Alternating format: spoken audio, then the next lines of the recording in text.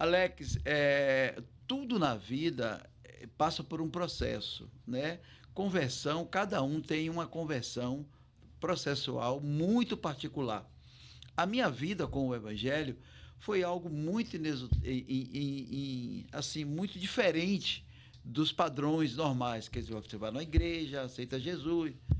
Eu convivi com o Evangelho durante 10 anos da minha vida, fumando maconha e lendo Bíblia. Então foi uma experiência diferente, né? Eu era convencido de que Jesus era o caminho, a verdade e a vida, mas a conversão é algo diferente, é mudança, né? A conversão da água em vinho é uma analogia do que a gente precisa passar nessa transformação de sermos vinho, né? Para quanto mais a gente amadurece, quanto mais a gente envelhece, mas esse vinho fica depurado em nós. A minha experiência com o Evangelho, eu me converti através de um amigo, né? O irmão do Edson Gomes, Tintim Gomes, que ele passou a ser um evangelista alternativo em nosso meio. Em meio a tantos baseados que a gente fumava, ele, depois que a gente fumava, a gente lia a Bíblia. E a palavra de Deus diz que ela não volta vazia, né? Isaías 55. O negócio foi martelando, gotejando. Passaram 10 anos, Mateus. Rapaz. Eu totalmente ciente e consciente de que Jesus é o caminho, a verdade e a vida, mas não tinha, a conversão não tinha sido feita ainda.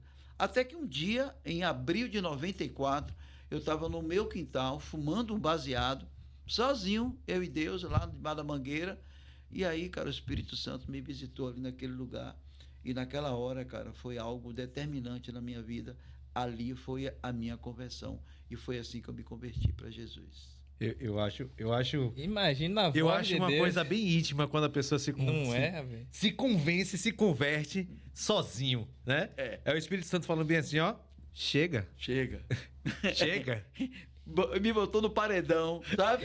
No paredão. E aí, vai continuar ou vai desistir? Entendeu? Eita. Aí eu digo, eu me rendi, cara. Me rendi. Porque o processo de conversão é como o átrio, né? O átrio, o santo lugar e o santíssimo lugar. São etapas em nossas vidas que a gente precisa se esforçar para chegar a esses ambientes. Esse ambiente não é um ambiente físico. O átrio não é um ambiente físico, é um ambiente espiritual. O santo lugar não é um ambiente físico, é um ambiente espiritual. O santíssimo lugar, mais ainda, não é um ambiente físico, é um ambiente espiritual. Então, quando você entra no átrio, é quando você aceita Jesus. É a remissão do sangue de Cristo, né? Jesus Cristo nos remiu. Então, pela remissão, você entra no átrio. Quando você entra no átrio ali, cara, você se depara com um bocado de gente junto de você, para no processo. E o que é que tem no átrio? A bacia de lavar, o altar de sacrifício. Aí você ou fica ali estacionado, naquele ambiente, vai para a igreja, passa, se batiza, tem aquela toda, mas não se transforma. A transformação tem um GPS em nós que é colocado no átrio, que é o Espírito Santo, né? Guiados pelo Senhor, o GPS, né? E aí você precisa avançar. E você só avança se você desejar, se você ter sede, se você quer conhecer, né, esse Deus que é desconhecido. Você lembra que Paulo pregou lá na Grécia? Sim. Ao Deus desconhecido. É esse cara aí que eu quero apresentar para vocês. E a gente pouco conhece de Deus, muito pouco.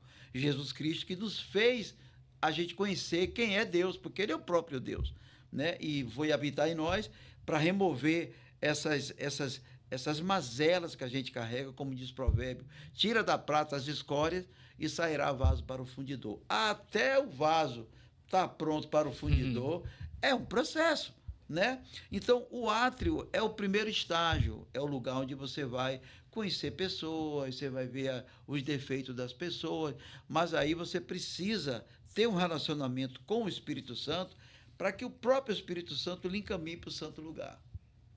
E esse é um processo. O santo lugar é o lugar, o quê? O lugar secreto. O que Jesus falou? Entra no teu quarto, fecha a tua porta, aí você vai ter a tua experiência com Deus. Dobrar o seu joelho. O que é que tem lá no santo lugar? O incensário, né? A mesa dos pães, o incensário e o candelabro. São 3 elementos. Quer dizer, você come o pão, que é a palavra, você ora, que é o incenso, e o Espírito Santo, que é as 7 lâmpadas, revela o que você leu. Sacou a mecânica? Saquei. Eu como a palavra, peço a Deus, o Espírito Santo responde. Isso é viver de relação. Então, nesse ambiente, cara, a sua vida vai crescer muito, porque os defeitos das pessoas não vão ser motivo de você desistir da tua jornada. Quando Jesus falou, eu sou o caminho, a verdade e a vida, o caminho é uma estrada. É algo que você vai ter que andar. Eu não vou andar por você, nem você vai andar por mim. É a sua dia a dia. Então, eu sou o caminho. No caminho, a gente conhece a verdade. Quem é a verdade? Jesus falou, eu sou o caminho, a verdade e a vida. Então, quando você conhece essa verdade vai produzir vida e vida em abundância. Eu sou o caminho, você anda no caminho, você conhece a verdade e a verdade vai dar vida e abundância em você. E quando você consegue manter essa dinâmica do santo lugar, né? Você vai se envolver com congregação, você vai se envolver com pastor que é homem também. Os defeitos que você vai deparar na sua vida, não vai parar. Porque a palavra, Pedro era perfeito?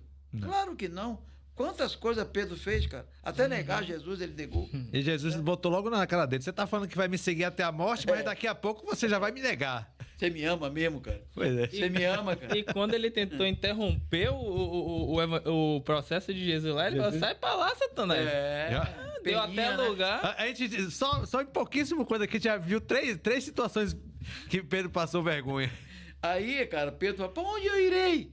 Se só tu tens a palavra de vida eterna. Então, cara, não desista, persista, vai na fé, porque a fé é o dínamo. A fé é o dínamo, é a energia, entendeu? A fé é a sua energia. Então, a sua fé em Cristo vai gerar o quê? A esperança. E a esperança vai transformar a tua vida em amor. Você é uma pessoa mais perdoável, você é uma pessoa mais amorosa, é uma pessoa mais receptiva, uma pessoa mais misericordiosa. Então, esses valores do Cristo, ele passa a habitar em você e você passa a ser semelhante a ele.